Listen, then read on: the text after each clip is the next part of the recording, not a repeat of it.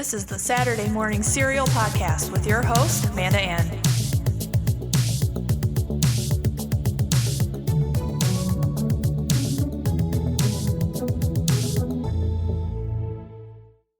Hello, everyone. Welcome to this week's episode of Saturday Morning Serial. I'm Amanda Ann, and today we are going to sit down with actor Tyler Burke to discuss the Zack Snyder's Justice League, now streaming on the platform HBO Max.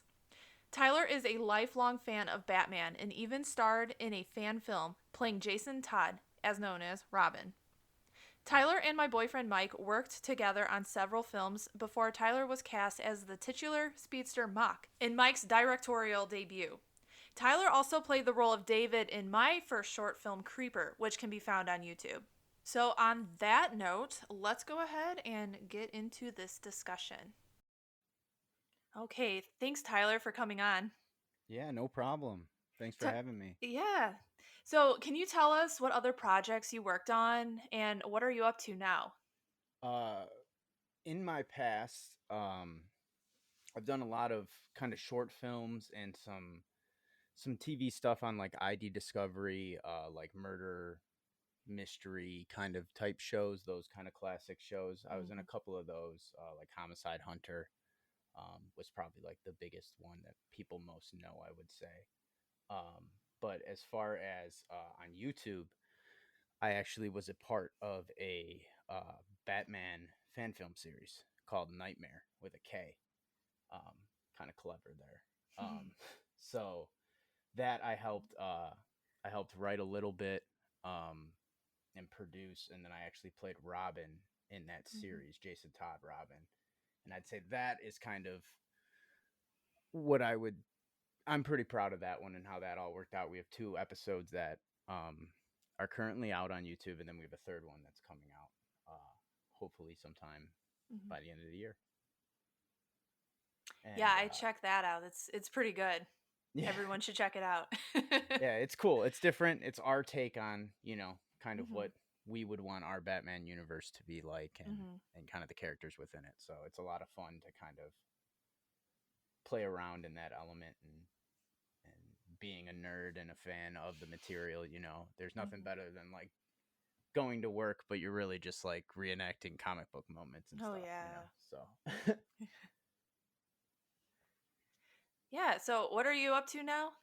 Now currently, obviously things have been kind of slow, but now that things are starting to pick back up, I am shooting a feature movie called Honest to God, and it's like a Christian film, kind of just about a man who kind of questions his faith and finds his faith, and I play the main character's son within that, who's kind of a typical kind of millennial, very into Twitter and Reddit and that kind of world, and it's a little bit different of a character. I usually play more serious type characters, and he's a little bit more laid back and funny, kind of a bum. So it's a little bit nice of a change of pace. Awesome. And so you said you were Robin in this fan film, and Yes. What was your experience playing that role? So that was very interesting. Mainly because we knew we wanted to kind of focus around the death of Jason Todd and that kind of storyline. And I wasn't really, as an actor, interested in playing like Robin running around in tights, old school Robin. And the director, Jordan Foss, who's also, the producer, writer, and my friend from college and roommate, he loves Robin. And so we really kind of worked out how we wanted to portray Robin as far as like the Jason Todd Robin versus some of your other more iconic Robins, and kind of things that follow in that storyline. So it was a lot of, research was just like reading comic books and watching, cartoons and things like that. So that's really fun. But then it's interesting to see like, the fan perception of, what they agree with, what they don't agree with, look wise, and how they interpret the characters. And there's a lot of passion when superheroes are involved. So it's always interesting when you take on one of those characters, because it's you have you're trying to fill shoes. You're trying to fill some big shoes, no matter what the character is. Mm-hmm. Yeah, and that must be the fun kind of homework, going Yeah, home and reading exactly. comics and. Exactly. Yeah, yeah, it's very easy to go to the comic book shop and be like, "Oh, well, it's research. I might as well pick this up and that up Exactly. because I just have to know." Yeah, there's Yeah. much harder things you have to do in life. Yeah, and it's interesting. Yeah, you bring up how passionately like all these fans just grasp these movies. Yes. So I'm gonna lead into, how do you feel about Zack Snyder's cut and DC's overall take on the Justice League franchise up until this movie that came out yesterday? So, I actually was like not a fan at all. Um I think it's because I feel I've always been a DC kid. I mean, I read Marvel and DC growing up, but I always was Batman, Justice League. Like that was Mhm. that's kind of that was my bread and butter. I love that stuff. And I loved Man of Steel. I thought because I've never really liked Superman because he was kind of a Boy Scout in my eyes, and I've always gravitated towards like Batman and the gritty characters. Mhm. And Man of Steel was the first movie that Superman movie that made me open my eyes and be like, man, there's a lot of depth to Superman that like isn't really talked about. And I would have never realized that without Man of Steel. Batman versus Superman is where everything kind of goes south for me. Um, and I remember just being kind of very disappointed in how that went and kind of being like, all right, this is not a good direction where we're going. And then the original Justice League cut came out, and I was very very unhappy. Mhm. Um, to me, it always felt like Marvel laid out a perfect blueprint of like kind of how you do this, and Yeah. DC was like, yeah, we're gonna do this, but we're just gonna jump to the group movie before we explain anything else, and nothing made sense because of it. In a sense, there was a lot wrong with it. Visually, it's cool. I mean, Zack Snyder always Mhm. does really cool visual stuff. That's what the guy does. But story wise and I think like character wise, from my opinion, there was a lot lacking Yeah. up until what we just saw. Though I will say that because now I do have different opinions. Yeah, I agree. I'm not too familiar as much with the DC heroes as much as Marvel. I'm a total Marvel girl. So for me, it was just a lot. It was a lot of story. It was putting little Yes. side pieces into one whole production, and Yes. I was lost a few times. And I feel like I did a podcast episode of Wonder Woman 2, and with that too, it's like they just pack so much into a movie, and you just get lost. Yep. I think what the big problem with what they're doing now too is since the Snyder cut just came out, they've had movies released since that are just going off the original Justice League cut. Hmm. They're trying to fix so many things that in a weird ironic way fix themselves in the Snyder cut, I think. And now I think they're going to be in like kind of more of a knot because they've created more problems I think now for themselves. Yeah. Oh yeah, and you Um can definitely see that. yeah. There's a lot of moments where you're just kind of like, "Huh?" or "What?" and you just don't quite it doesn't have that nice like we I hate to always reference it, but that Marvel feel of like Yeah. when they connect something, like the light bulb goes off and you're like, "Oh, this all makes great sense." Like, of course. Yes. It's very organic feeling where this you can Hmm. tell they're kind of forcing and trying to just fix things in Yeah. places. And one thing I wanted to bring up too with you was, and I, like I said, I hate to comparing Marvel and DC. They're two separate franchises. They both Right. have their strengths and weaknesses. Yep. But for me, as just like a motion graphics designer and all that, the CGI, and I'm not a fan of the slow motions. How it's like they stop in slow motion. That is especially Snyder's like it's his signature thing, but it's also like how many times like that movie probably could Hmm. have been 30 to 45 minutes shorter if That's they what just didn't do as much slow motion, because that's what some of we the said. scenes it was like, man, Yeah, the flash scenes especially, that is yes. very very much like, come on, let's just get to it. Same with the cyborg football scene. Like, great Yes. scene. I think it's super important and like great for the character, but like, did we need to see an entire 3 minute slow motion version of that? I don't think so. I also think the movie, just to going back to the story, just over explained some things as well. There's some stuff that just I felt like did not need to be in the movie at all. Just Yeah. some side pieces. So it had its positives and it had its weaknesses, and overall, yeah. But and you probably agree too. I feel like Batman was not, like, there was no justice at all done for Batman's character. Yeah, this is where it's touchy, because like I hate to really, really criticize, because like people can turn around and be like, "Well, let's get into your Robin, man," you know, and Right, I right. get it, but at the same time, like I'm such a Batman fan that I'm very protective, so to say, over Batman. I get it. So, and I'm a huge Ben Affleck fan, because this is what Mhm. hurts the most is when I heard Ben Affleck got cast as Batman, I was the biggest like pusher of this is going to be the best Batman of all time. Mm. I was like, he's the right age. He's been through enough in his life where he gets the Batman struggle. Like, because I think when he got this, it was like all around the divorce and all that crazy Ben Affleck stuff that was going on. I was like, this is perfect for him to play Batman, and he looks great. He looks Yeah. great in the suit, but it's just not. There's so many principles that I think make Bruce Wayne and Batman that don't show up in this, or that he does the opposite in this. Mhm. And there's not really any redemptions of him. Like, it's not one of those things of like, oh, he's learning that moment in this time. It's just like, it's not built into his character. It's kind of contradicting. And like, even his fighting style and everything, like, it's brutal, it's really cool, but like he's definitely killing people. Like, Right.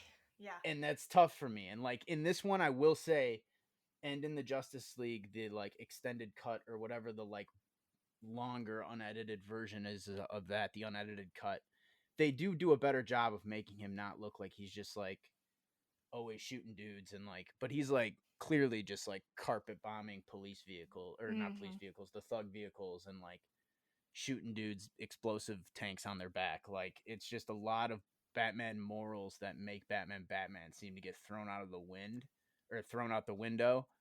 And it's it saddens me a little bit, because it just Mhm. dampens. That's what makes Batman Batman for me, is like towing the line and being the, that the human compass of it all, of like being the Superman, or being a superhero who is a human, unlike a Superman who has some crazy ability that he has to deal with. It's And yeah, he throughout, even in the extended era, even in the new Snyder cut, I never felt like, oh, this is my Batman. There's a couple good Mhm. lines where I was like, oh, that's a good Batman line, or that's a good Bruce Wayne line, but Mhm. overall, his character, it just still never got there for me.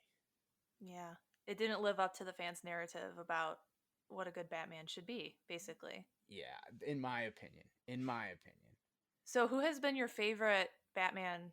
Who's portrayed Batman like the best in your eyes? In my eyes, Mhm.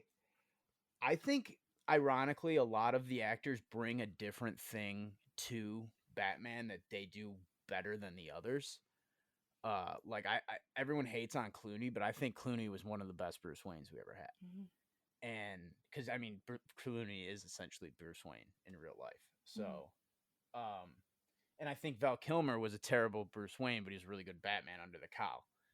I think Christian Bale is probably my guy, just because I was in the right Yeah. age range for that. So like, I was, middle school, high school, like that was right where like I could buy anything. Like, it was real to me almost, and right in the like heyday of me being really, really into comics. And so that just hit it on the head for me. And I mean, I love Michael Keaton though too.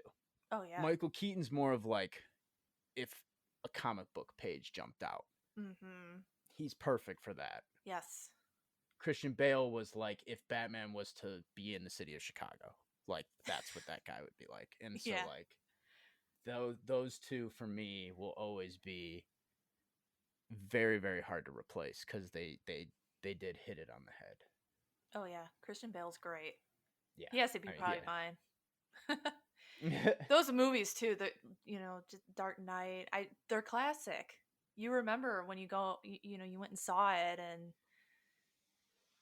Yeah, just great I mean, movies. specifically the Dark Knight. I remember so many things about that specific night in the theater, like everything about that, like watching this and being like changed, like in a movie actor filmmaker perspective, like that was a movie that changed things and like was inspiring in a sense of like, okay, we can do crazy things with movies Mm-hmm. and really like get people sucked in to these fantasy type worlds. Mm-hmm.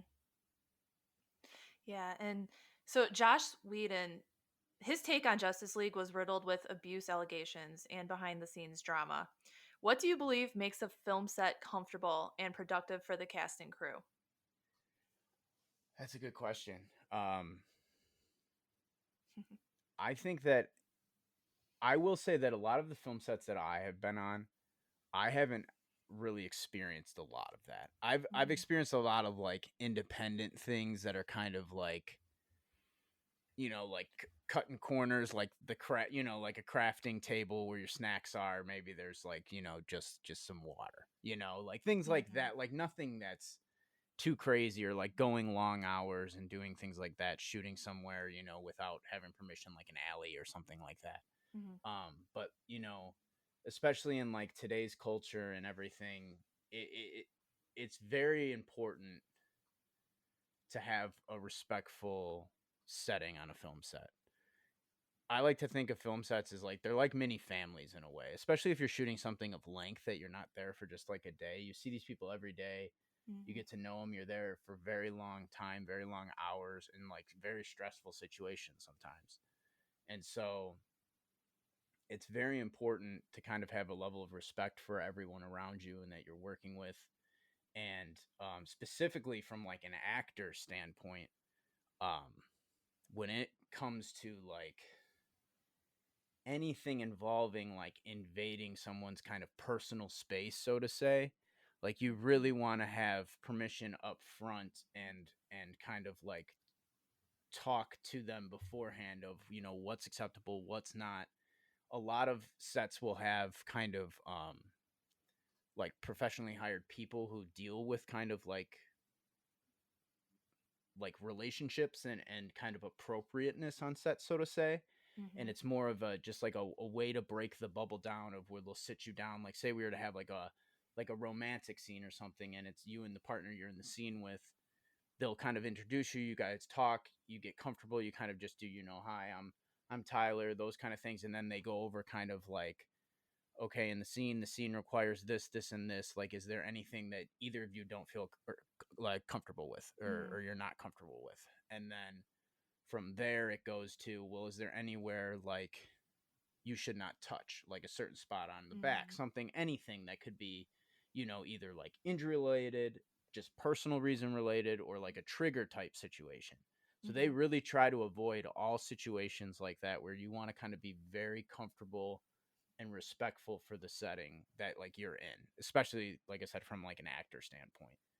um like I said, fortunately, I've not really, everything has been very respectful that I've been involved in, Mm-hmm. and we kind of try to make a part of it.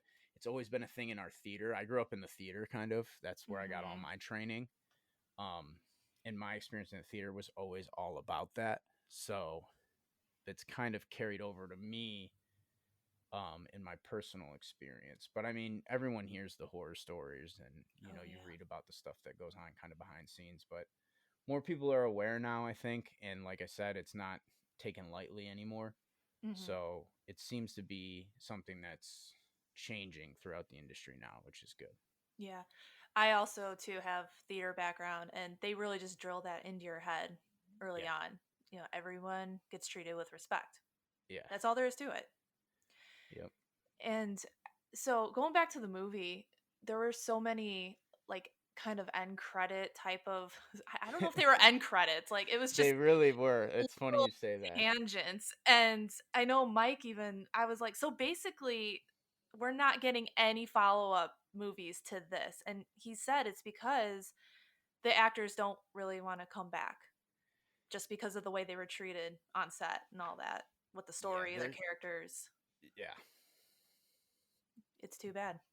It's crazy because I mean this movie's what 5 years old now, almost Yeah. 4 or 5 years old, and they've already moved past it and made things that have happened after. I mean, you got Wonder Woman, you have Aquaman, Mhm. and it sucks because now you see this and like going from a dude who watched Justice League and was like, I never want to watch a DC movie again, to like I watched this and I was like, I kind of want a sequel of this. Like I Yeah. would like to see this. Like now that we got the like so to say team up movie out of the way, the boring stuff in a sense, like I Mhm. want to see these dudes just like going out and doing a mission now. Like Yeah.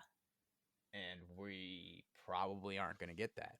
I mean, we might, but again, there's a lot of things that are in the plans that are just like it's going to be hard for them to keep all this together, I feel like, and make it feel organic and congruent. It's just going to feel a little out of place, I feel like.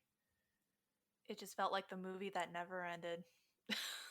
Just Yeah, yeah, kept going and going and there going. was a lot of those like Lord of the Ring moments where the screen like cut out and you're Mhm. like, "Oh, it's over." And then another scene would come out and you're like, "Oh, okay. We're all right. Yeah. We're not done yet."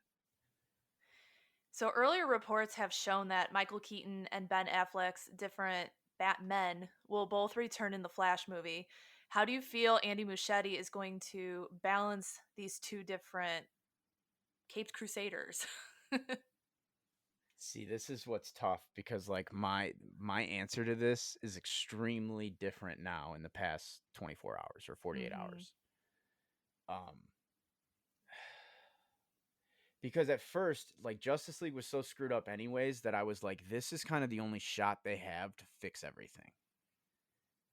With kind of the Flash and Flashpoint and all that kind of breaking dimensions and time bending, like they can pull some movie magic to kind of make it all work and fix and kind of fix all the wrongs. But now since this has come out, I feel like that movie's going to end up being the one that causes more problems. Mm. Um now that being said, from like a story standpoint, I'm very interested to see how they pull that all off. From a viewer standpoint, I will watch anything anytime Michael Keaton puts the cowl back on. So whatever he does, I'm in. I'm in. I have my own ideas of what I'd like or what I'd kind of like to see him as. But like if he's gonna come back and do it, I'm in. I'm all in on it. And I hope it works because Michael Keaton he's one of the OGs. So Mhm. I would I hope per he's only getting back in if he Mhm. feels confident in it.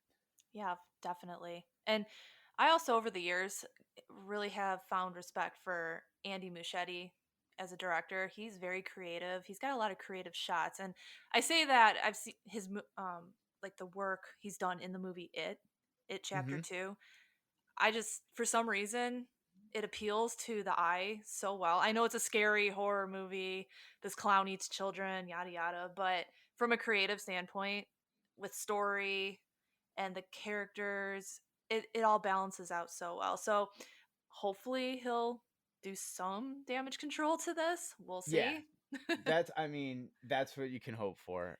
That's Mm-hmm. all we can hope for is that it just helps it out. Because in my eyes, Batman's the character that needs the most work at the moment Mm-hmm. out of all of them. So if that movie's the one that can do it for me, um, I hope that more power to him. I I mean, felt he's like, definitely qualified. I'd oh say, yeah, so Superman kind of had his closure a little bit. I felt yeah, like in this cut. So yes, he's it, done. yeah. I That's mean, probably it. it's crazy because I went from liking him so much as Superman, and then I hated it, and then like I was like just done with Henry Cavill in general. I was like, forget it, I'm done with him. And then The Witcher came out, and I was all the way back in. I was like, all right, this guy gets it. Yeah. But then after this, I was like, man, this dude is such a good Superman for what this Superman is in this story. Like Hmm. he is so good for what they're doing with Superman. Not to say like I agree with it, or there's different fans that don't like it or do like it. I think for the Superman and the story that they're telling currently, he plays him so well. So it's it is sad again because like we know he's probably never going to come back. Like, and Hmm. they've pretty much made it clear they've moved on. So it is kind of sad in that aspect because I think there's a lot there. There's just a lot of opportunities that I think could have been something more and something great Hmm. that they're just always going to be kind of what ifs. Yeah. Ugh. That's what I have to say to that. Yeah. So, how do you feel about Robert Pattinson taking up the role of Batman going forward in this new kind of other Batman story going on? I'm hoping it doesn't come back to bite me, but I'm actually pretty excited for this. Yeah, same with us. Um, I'm a big Robert Pattinson fan. Hmm. The dude can act. Yeah. Like flat out, the dude can act, and he's been in some very, very powerful movies like Good Time and Lighthouse, like movies that are kind of more art house or weird, so to say, but like his acting in it is just like he's phenomenal.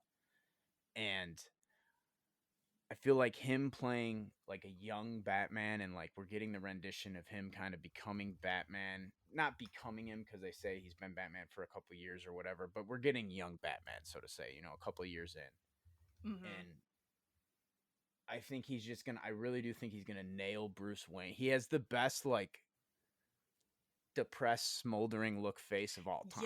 Like he Yes. built a career off that. Like that's how he Yes. got Twilight. That's how he like so Hmm. him in the chair staring off, like they're gonna have at least 5 minutes of cuts of that because he has the best look of that. So, and I mean, he is kind of a Bruce Wayne in his own way. Like he was fucking, he was the sexiest vampire of all time, for like Yes. a lot of people for a long time. Oh my God. So, like the dude kind of lived the Bruce Wayne lifestyle, I feel like. So I Yeah. feel like he's in a point in his life where, again, like I thought with Affleck, it's it's perfect for him to play this. Hmm. And I was a sucker for the trailer. The trailer got me because I'm Yes. very protective over Batman now since all of this DC stuff. Now, I do think that all the different Joker storylines and the more separate and more we break off from a singular concept, it's going to get more confusing and the Mm. overall product is going to go down a little bit. Like having this Ben Affleck Batman and Robert Pattinson Batman, I can see how it's going to get confusing Yeah. for a lot of people and for the whole series as a general. Because everyone's going to be like, oh, I wish that was kind of in that and that was in that one. But for the Robert Pattinson one specifically, all that aside, I'm very hopeful. I think we're going to get like a dark, gritty Batman to the like highest level, which is what I'm all about. So, I remember when I saw the first image of him as Batman, that crossed me over. I was like, yes. yeah. So I agree with all of that. Yeah, He's got it'll that be resting, try messing with me, come at me yeah, face. he's mastered it. Yes. So I know this is kind of off topic and I actually No. don't have this written down on my notes, You're but good. the Joker with Joaquin Phoenix, Yeah. I still am trying to figure that one out. If it's in the timeline with anything or if it's just one big So, vision of from this what I can guy. understand is it's just a singular story. Now, Yeah. what I personally think is kind of happening because it was such a hit too. Because the thing is like Joaquin was like, I only want to do one, blah blah blah. Mm-hmm.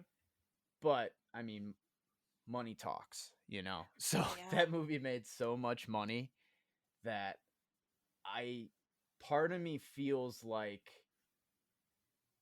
if Robert Pattinson Batman can be decent and good, that world is built perfectly for this Joker, and there could Mm-hmm. be some kind of crossing of the tides. Mm. That's a Yes. super long shot and kind of just like a fan dream. Yeah. Because there's things I don't like about Joker, but overall I liked the Joker character and I liked Mm-hmm. Joaquin as Joker, and like I just want to see Joker now, that Joker 4 or 5 years in, not like Yes. just starting to figure it out like we saw him now. And I think Mm-hmm. it matches up if we have a young Robert Pattinson. By the time we get to Robert Pattinson's second or third movie, we have that Joaquin Phoenix Joker who's been in Gotham 4 times before Batman. There's a lot of interesting arcs they can pull and do from what they've set up in Joker if they were to kind of sneakily be like, oh yeah, these are actually related. Mm-hmm. Oh, But that as would be far so as I cool. know, like studios and stuff, they're not. It's just singular properties. But Okay. Yeah.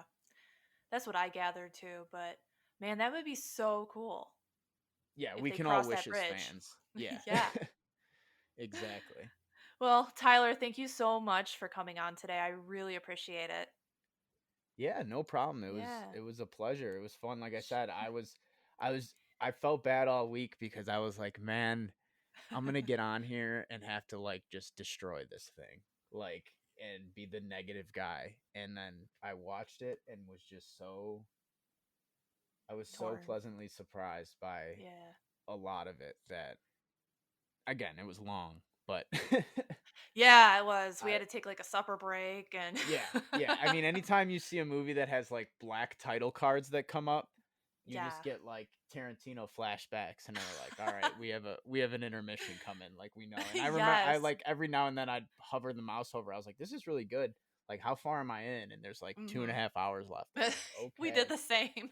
all And we right, ended right when Mike had to go to work. So it was like we timed that perfectly. We were like, "Oh." yep, yeah. It's like a 4 hour. It's crazy. It's a 4 hour movie. Like and that's like a good part of your day. Like Yeah. We that's started at funny. like 5, we ended at 9:30. Yep. So, there you go. No, but Everyone, thank make you so sure much. yes, of course. And everyone, make sure you check out Tyler's work. You said YouTube, you can find some of your Yeah, movies. Nightmare with a K, or you can go to Palm Drive Productions on YouTube, or my Instagram, Tyler Burke Actor. That's kind of where I keep everyone posted of like what I'm doing and kind of behind the scenes shots, things like that. Um, and then I'll always throw up links and stuff like that to any content that I post that you guys can get to. Perfect. Yeah, and I'll post that Mhm. in the description of this podcast as well. Awesome. All right. So, with that, guys, I hope you all have a good week ahead. I have extended the giveaway another week for those interested, so make sure you check out the podcast Instagram page, Saturday Morning Serial _podcast to enter. Also, make sure you subscribe on whichever platform you are listening on to not miss out on a new episode every week. I appreciate you all tuning in and hope you all take care.